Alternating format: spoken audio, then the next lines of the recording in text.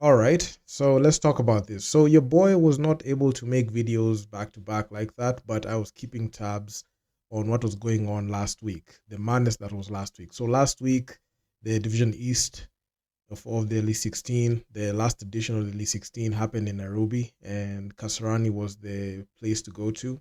And a week after we saw the WBLA qualifiers come to a close, we were presented with the Elite 16, and the Nairobi Thunder were able to do uh, what they do best in winning games. They won four straight games, they won the finals, and they are back-to-back Division East champions, and that is something that was awesome. Okay, I looked at the games and I looked at the roster of the Nairobi Thunder, and I felt like this was something that they could do.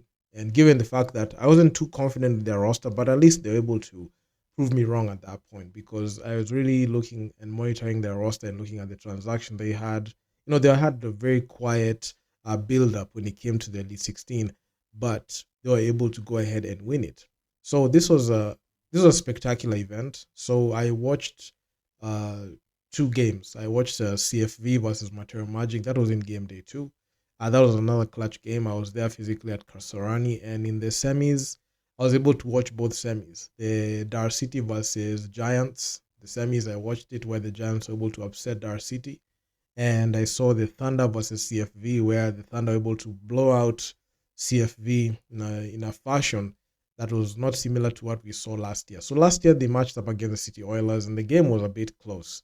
And it was a game that would have gone either way. But this one, the Nairobi Thunder convincingly took care of business and were able to deliver the hammer blow on CFV, which was something that I really really enjoyed. So I didn't get the chance to react to the games immediately, video wise, because I was there physically. I had to travel.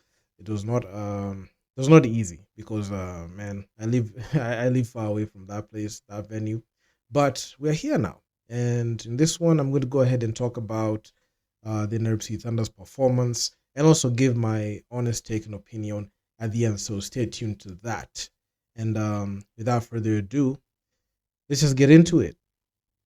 The Nairobi Thunder dominated the Namongo Blazers on the first day, and NCT began their road towards the second straight BAL appearance after debuting in the 2025 Nile Conference. That was this year. So NCT defeated the Namongo Blazers 89-62 in Nairobi to start the Division East Elite 16 campaign. So the Blazers battled closely in the first half, but NCT overwhelmed them in the final two quarters, outscoring them by 27 points. So the Nairobi Thunder had a physical edge, dominated the glass 61-47, including 20 offensive balls. This was actually quite insane. Then outscored the Blazers 24-8 on fast breaks, thanks to their superior pace and how they play the game. So the key moments in this game, we had Jovan Mooring's early scoring gave the Blazers an 11-5 lead. Then the NCT team set in with key shots from Tyler Ongwa, Eugene Adera, and David Deng restoring the momentum.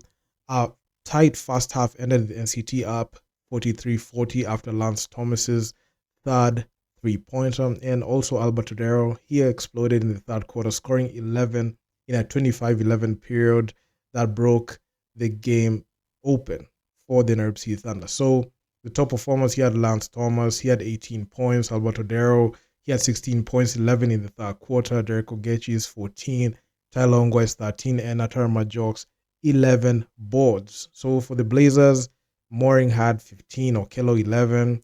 They were the only double-digit scorers in the game. So Alberto Darrow, he credited Nairobi Thunder's composure and experience despite a very slow start.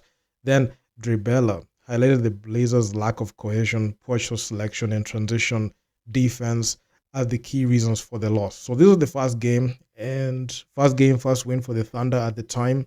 And to be honest, this is something that I really looked forward to. And defending home court, especially getting the first win, was the most important thing for the Nairobi Thunder at this point, because this would dictate the tempo and dictate the momentum and show that the Thunder have everything they need to do to go ahead and dominate this game. So between game one and game two, they had a rest day in there, and that's the day that I was able to go ahead and catch the CFV versus Matera Magic game, which ended 97, which 99-97, I think so, which was good. And I'm also going to go ahead and talk about them. But in game two, it was where all the madness broke loose because Albert Odero, he had a clutch dunk sealing a victory on the Johannesburg Giants. 86-83 was the final score to top Group A. So NCT, they went ahead and did the unthinkable and dominated that game in the fourth. At some point, when I was watching that game live, I mean, I honestly felt the tension. I was on the edge of my seat. There was I honestly felt like we might drop this game if they didn't do things at the clutch properly. Didn't If they were not able to go ahead and coordinate themselves at the clutch appropriately. So this was a clutch game, and it was highly anticipated group stage finale, and the Thunder were able to secure first place in Group A. So both the Nairobi Thunder, they were the hosts looking for their second BAL appearance,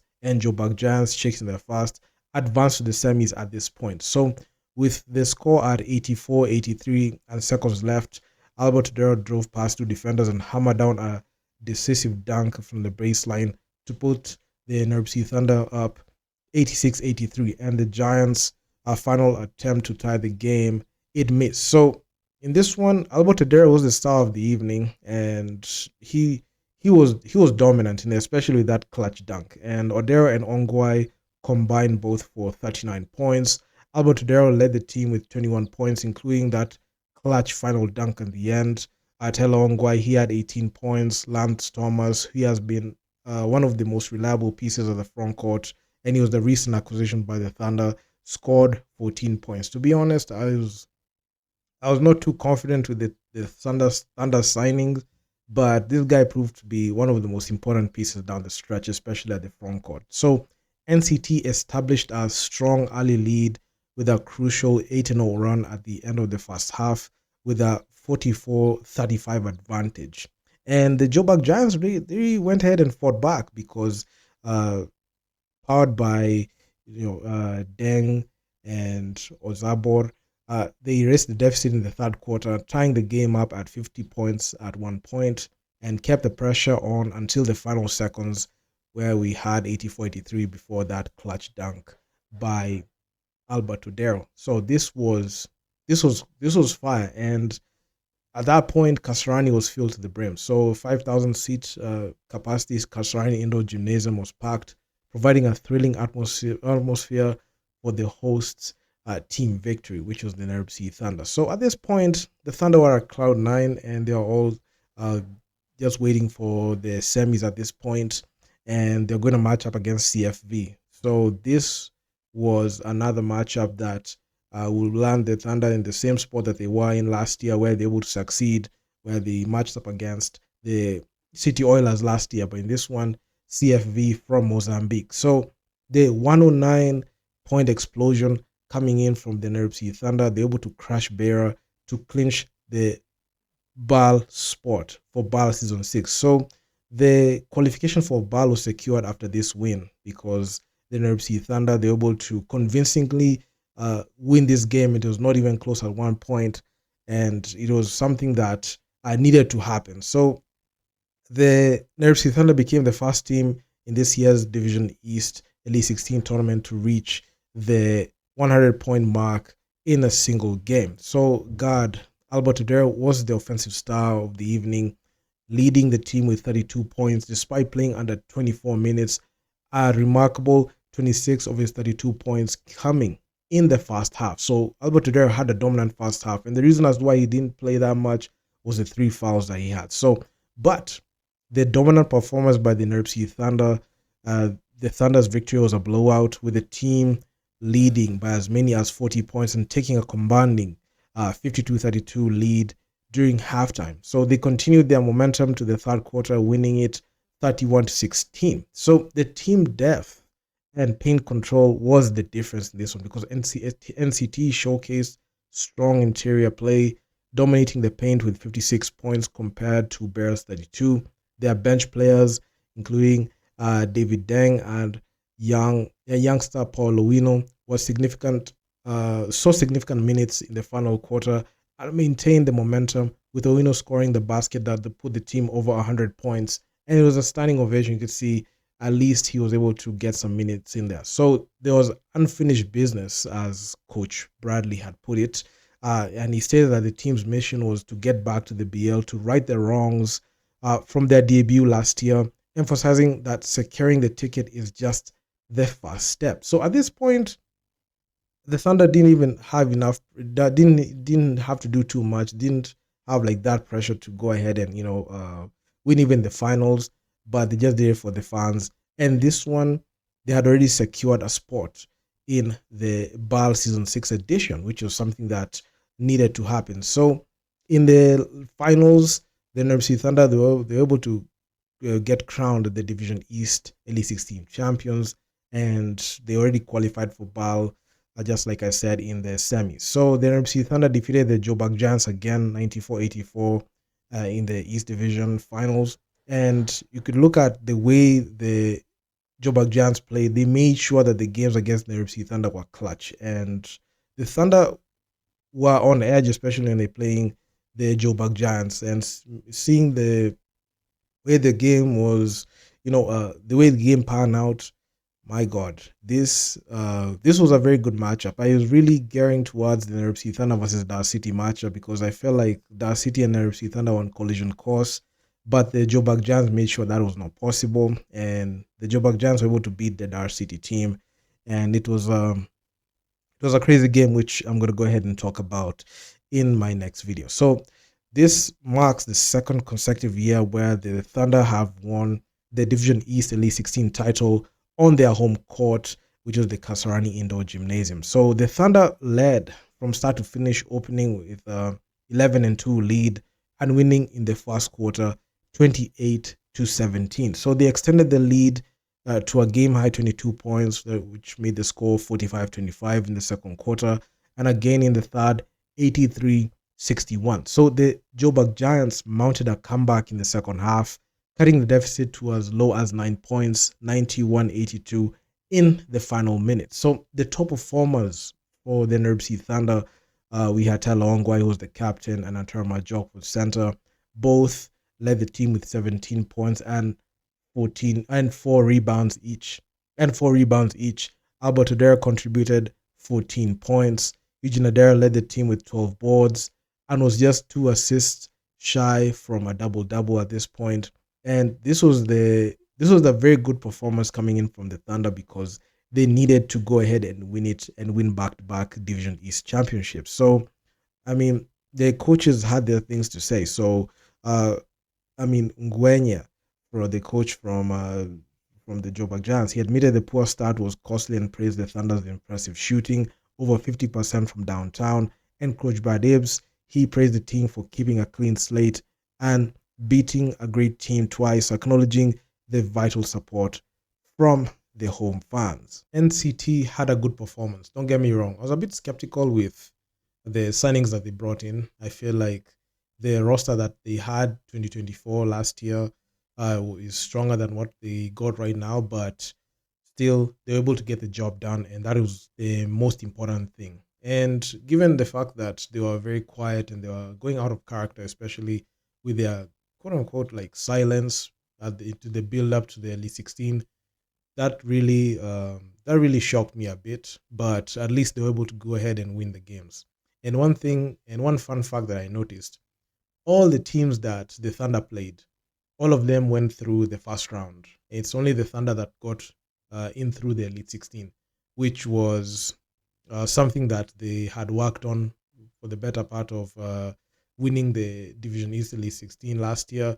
So they were able to get that free buy and get through there.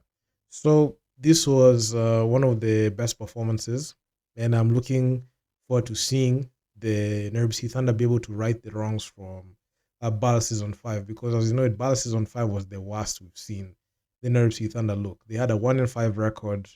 They finished second last. The only team that they were on top of was Stade Malien, who went 0-6.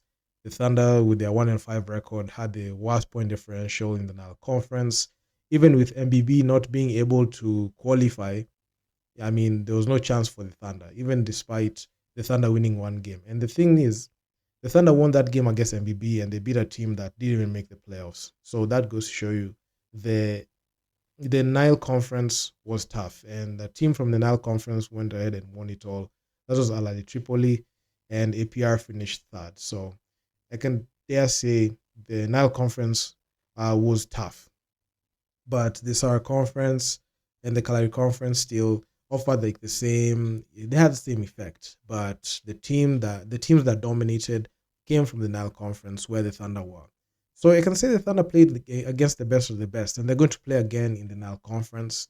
And what they do in the next 5 months will dictate what we expect moving forward, because the Thunder they were in a similar position last year, and I made a video about the harsh truth about the Nairobi City Thunder, and now they are presented with the same situation as last year, as last year presented itself. So they have they have two things.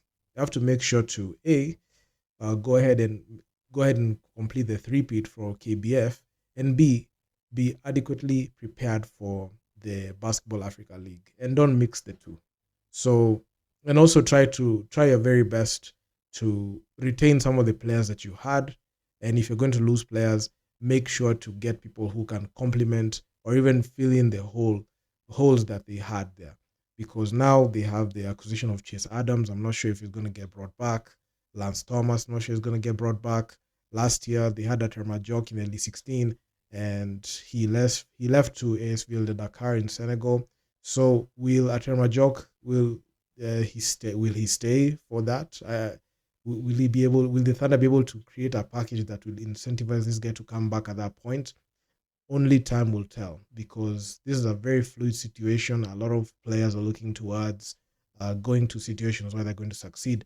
So I'm keen to see the Thunder and how they're going to operate, because last year they were able to have a dominant performance in the D16. They went 5-0, and they had Haruna, they had Majok, they had UC. We saw Haruna and Majok left to ASVL de Dakar in Senegal, and UC came back. Will Davis came back. They brought in Evans Ganapamo, which was the worst signing that they made. And if you look at it closely, the players who were already on the roster, they were the reason as to why they're able to win their only one and only game against MBB, and they prioritized them.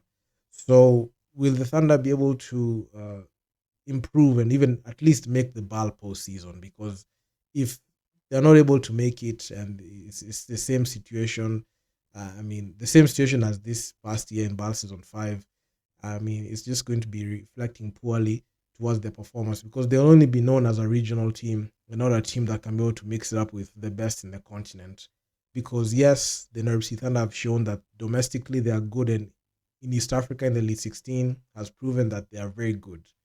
And if you look closely, you'll see that it's going to look eerily similar to what you have been seeing with some other teams, where they're able to dominate locally and in the region. But when it comes down to matching up against teams that have the ability to, take it to you and play some, high quality basketball, high octane offense, high octane defense, how do you respond? So the Thunder don't want to be in that situation, because that means they can't go up, they can't go down. So will the Thunder be able to do something in BAL Season 6? And will they be able to retain their KBF title? I feel like the latter is going to happen. It's inevitable. But them being able to prepare for BAL Season 6 and be able to succeed and at least make the BAL postseason will be the difference, because I'll be monitoring closely. I don't want to see this team get exposed and battered the way they were, because if they're going to play in the Nile Conference, they're going to meet Al Ahly Benghazi, they're going to meet APR. It's going to be a tough one, and also we have not even seen the setup. We've not seen the format of how the conferencing will look like in BAL. So, it's a very fluid situation, but only time will tell. So that has been my coverage on the Thunder, and I'm going to be releasing a series of videos just talking about the Thunder and what are the things I've seen, and also the other teams, because the other teams also had interesting stories. And My God, this BAL was awesome. This BAL Elite 16. I know the Elite 16 that happened in Cape Verde went under the radar, but as we gear up to watch the FIBA World Cup qualifiers in Africa, the African edition, which tips off in 2 days, I'll make sure to go ahead and release videos talking about what happened in the Elite 16 and also what's going to happen in the FIBA World Cup qualifiers. So stay tuned to that. So these are fast and a long line of videos I'm going to be making. So and feel free to interact with me in the comment section. Will the Thunder be able to, do some, do some great things in there? That's one thing I'm going to be in BAL season 6. That's something I'm going to be able to go ahead and talk about. So yeah, man. Like, share, subscribe to the channel, hit the bell to get notified because I'm going to be releasing a ton of content of this nature. And I'm out. I'm gonna see you guys in the next one. Peace out.